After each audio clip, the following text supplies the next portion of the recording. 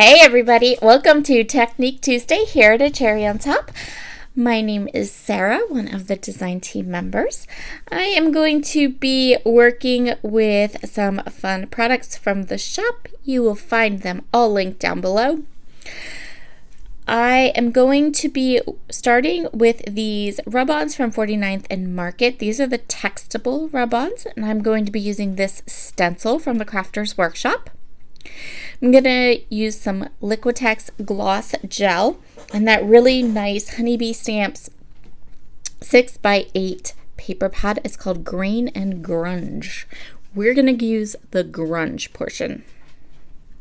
I'm going to start my background by putting down lots of these fun rub-ons. I'm going to keep them to the top left and the bottom right corners. I'm going to cluster them up. So what I'm creating today is a layout for my son.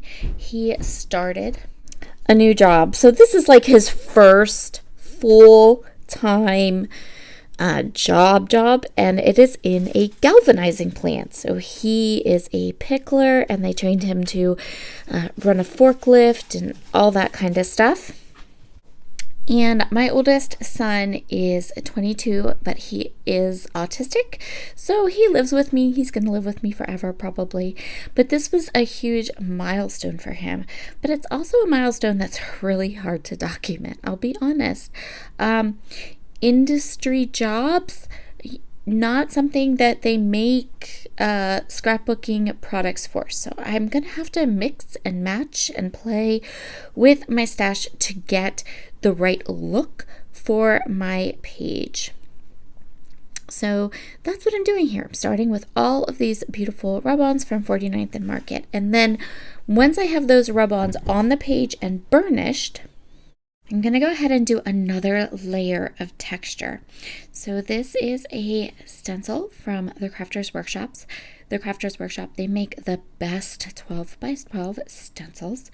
I am using some Sizzix Maker's Tape, which is my favorite low tap tape, and I'm just going to kind of adhere my cardstock to the stencil, and then I'm going to use some of that Maker's Tape to cover up some of the other edges of the other stencils that are on this sheet. I am taking some Liquitex gloss gel, and I'm going to stencil the gloss gel onto those two sections of my paper, so the bottom right and the top left, and then I'm going to go ahead and set that aside to dry. It doesn't take super long, but it does take a little bit of time. So if you want to kind of let it set aside and then go do laundry or dishes, that's good. Notice I am stenciling right over all of those rub-ons. So this layout is all about texture and bringing in that grungy look for a scrapbook page. Doing the top left corner of this layout was a little harder. It did require me to kind of lift the stencil up and kind of move it around so that I didn't get any of the stencil onto the bottom part of my page, or so I didn't smush the bottom part. But it worked out really good. Just take your time, nice and slow and careful. And there we go. So now we have two layers in these two corners, and we're going to add some more.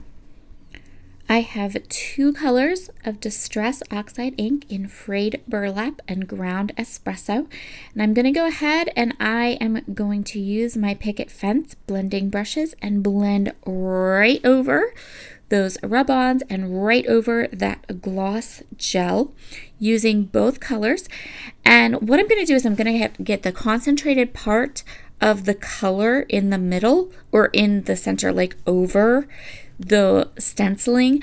But once I have a lot of color down, I'm just going to blend it out really good. So there's a lot of blending going on here to get a nice blend so that I have this kind of dirty, grungy color, but the edges kind of bleed into the white cardstock. And here comes the magic. of the gloss gel. So once I have my blending done and I'm happy with it, I'm going to go over this with a damp towel and wipe all the ink off of our stenciled area, which is going to make all of those rub-ons we put on and the gloss gel pop. Now, I was unworried about the center part of my layout because I know that I'm going to cover all of that middle part up with my photos and my journaling and those kinds of things. The next layer I'm going to do on my background here is just some black ink spray. I'm going to liberally do some black splatters over this entire section of my layout. The ink will kind of go into and kind of move in between the crevices of the gloss gel that we've already put on. It will also sit on top of the gloss gel and dry, which will give the splatters like some dark areas and some lighter areas where they kind of soaked in. And then they will also, the black splatter will also react differently on top of the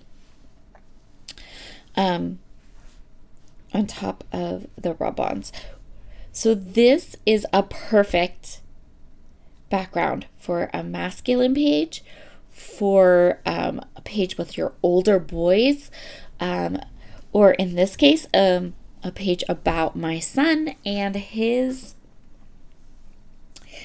first job in an industrial plant. FYI, he totally loves his job. We were all a little nervous at first when he took the job. We were unsure if he would, like it. It is hard work, but man, he took to it and just ran. He really, really likes it, so that makes us happy.